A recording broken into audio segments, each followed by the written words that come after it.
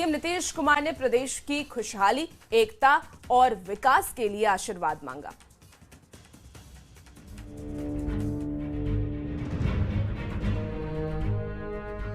बिहार चुनाव के बाद अब सभी की नजर 14 नवंबर को आने वाले नतीजे पर टिकी है। नीतीश कुमार के नेतृत्व वाली मौजूदा एनडीए सरकार की सत्ता बरकरार रह सकती है, ऐसा ज्यादातर एग्जिट पोल्स के आंकड़े बता रहे हैं। ऐसे में जीत को लेकर बेहद आश्वस्त मुख्यमंत्री रिजल्ट से पहले अब भगवान के दर पर जाकर आशीर्वाद ले रहे हैं। सबसे पहले सीएम पटना के हनुमान मंदिर जाकर पूजा अर्चना की। मुख्यमंत्री पटना हाईकोर्ट के पास स्थित हजरत शाह जलाल शहीद की मजार पर जाकर चादरपोशी की और अमन चैन की कामना की। सीएम के माथे पर हरे रंग का साफा भी बंधा हुआ था। मुख्यमंत्री के साथ मंत्री विजय चौधरी और अशोक चौधरी भी मौजूद थे। ये तस्वीर बेहद खास हो जाती है, वो भी तब जब 14 नवंबर को चुनाव परिणाम आएगा, लेकिन उसके पहले तमाम एग्जिट पोल में एनडीए को जीतता हुआ दिखाया जा रहा है और नीतीश कुमार को फिर से मुख्यमंत्री के तौर पे दिखाया जा रहा है। तो जाहिर तौर पे एनडीए के लिए काफ़ी उत्साह वाली बात है और यही वजह है कि नीतीश कुमार भी लगातार इस फीडबैक के बाद पूजा अर्चना में दिखे। और इस वक्त जो हम आपको तस्वीर दिखा रहे हैं ये है पटना हाई कोर्ट का मजार, जहां पे इस वक्त आप नीतीश कुमार को देख सकते हैं। तो ये तस्वीर पटना हाई कोर्ट मजार। मुख्यमंत्री नीतीश कुमार पटना साहिब स्थित हरमंदिर साहब जाकर प्रार्थना भी की और दशमेश पिता से बिहार की तरक्की का आशीर्वाद मांगा। बता दें 14 नवंबर को बिहार विधानसभा के मतदान का रिजल्ट आने वाला है। इस बीच कई एग्जिट पोल्स में नीतीश के नेतृत्व में मौजूदा सरकार की दमदार वापसी का अनुमान लगाया गया है। ऐसे में मुख्यमंत्री भी भगवान के दर पर जाकर बिहार की तरक्की के लिए काम करते रहने का आशीर्वाद मांगा। न्यूज़ 18 के लिए पटना से आनंद अमृतराज की रिपोर्ट। बिहार चुनाव को लेकर एग्जिट पोल के अनुमान से एनडीए के नेता और समर्थक दोनों गदगद हैं। नेता जीत के दावे कर रहे हैं तो एनडीए समर्थक जश्न की तैयारी में जुट गए हैं। कहीं मिठाई बन रही है तो कहीं तरह तरह के पकवान बन रहे हैं। ये रिपोर्ट।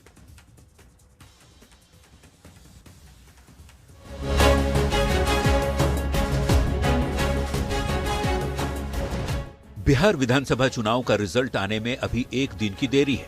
भले ही चुनाव के नतीजे 14 नवंबर को आएंगे, एनडीए खेमे में अभी से जीत के जश्न की तैयारी तेज हो गई है। एनडीए खेमे में एक्चुअल रिजल्ट के पहले ही शुरू हुए जश्न की वजह है बिहार विधानसभा चुनाव को लेकर किए गए तमाम सर्वे के आंकड़े। वैसे तो पटना में कई जगहों पर एनडीए समर्थक लड्डू बनवा रहे हैं, लेकिन सबसे ज्यादा तैयारी मोकामा से जेडीयू उम्मीदवार अनंत सिंह के आवास पर हो रही है। बिहार की जनता ने एनडीए को माइंडेड दिया है और कहाँ दिया? अभी तो एग्जिट पोल ही आया है। एग्जिट पोल आया किसके बदौलत? बिहार की जनता के बदौलत। अनिश्चित तौर पे बिहार में फिर से एनडीए की सरकार बन रही है। अनंत सिंह के आवास पर 20,000 लोगों के भोज की तैयारी हो रही है। हजारों क्विंटल दूध उबाला जा रहा है। कई तरह के मिठाई बनाए जा रहे हैं। पूरी, सब्जी, रायता के साथ ही कई व्यंजन भी बनाए जा रहे हैं। बड़ा पंडाल तैयार किया जा रहा है, जहां कार्यकर्ताओं को रहने और खाने की व्यवस्था होगी। पंडाल में बड़ा स्क्रीन लगाया जाएगा, जहां कार्यकर्ता मतगणना को लाइव भी देख सकेंगे। यहाँ पे दूध जो है वो बड़े मात्रा में, कई टन जो है दूध यहाँ पे लाया जा रहा है, फाड़ा जा रहा है और यहाँ पे खोआ बनाने की तैयारी है। यहाँ से आप जरा देखिए, यहाँ से रसगुल्ले जो है वो बनाए जाएंगे और उसकी तैयारी जो है उसकी अभी से हो रही है। ये जरा देखिए कि वही एक टैंक जो है वो दूध आया है और पतीले में दूध जो आप देखेंगे वो लगातार किस कदर से है। अब बिहार विधानसभा का चुनाव कौन जीतता है, किस गठबंधन की सरकार बनती है, ये 14 नवंबर को ही पता चलेगा। फिलहाल एनडीए नेताओं और कार्यकर्ताओं का टेम्पो बेहद हाई है। न्यूज़ 18 के लिए पटना से आनंद अमृतराज और रवि एस नारायण के साथ ब्यूरो रिपोर्ट।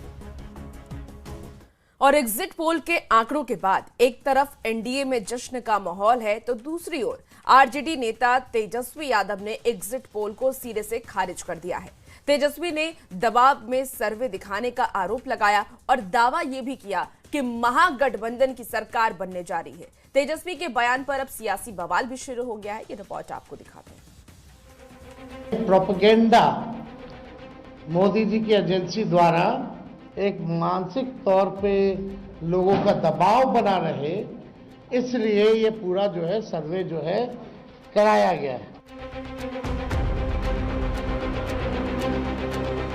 फाइनल फेज के मतदान के बाद आए एग्जिट पोल से एनडीए के नेता गदगद हैं। वो भी क्यों ना, एक को छोड़ दे तो बाकी करीब करीब सभी एग्जिट पोल के आंकड़ों में एनडीए की सरकार बनती जो दिख रही है। लेकिन इन एग्जिट पोल्स के आंकड़ों से एक नेता बिल्कुल भी सहमत नहीं है, और वो हैं आरजेडी के नेता और महागठबंधन के सीएम फेस तेजस्वी यादव।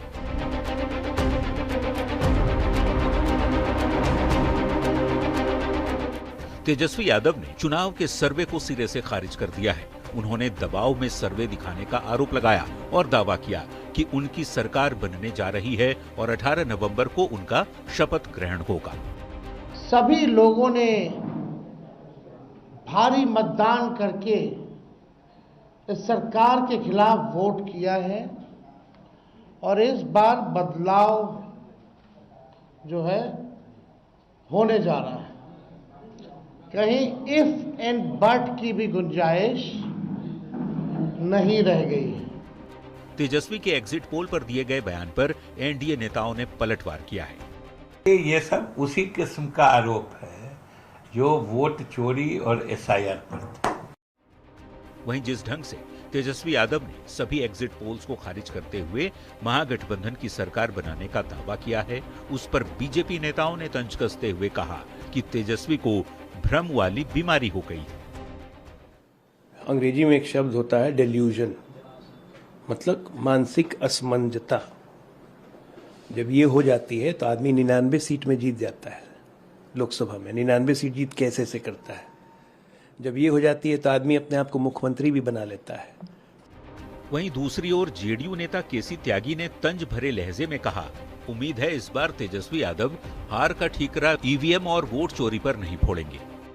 वो ईवीएम पर और वोट चोरी पर नहीं ठीकरा फोड़ेंगे, ऐसी भी मुझे आशा है।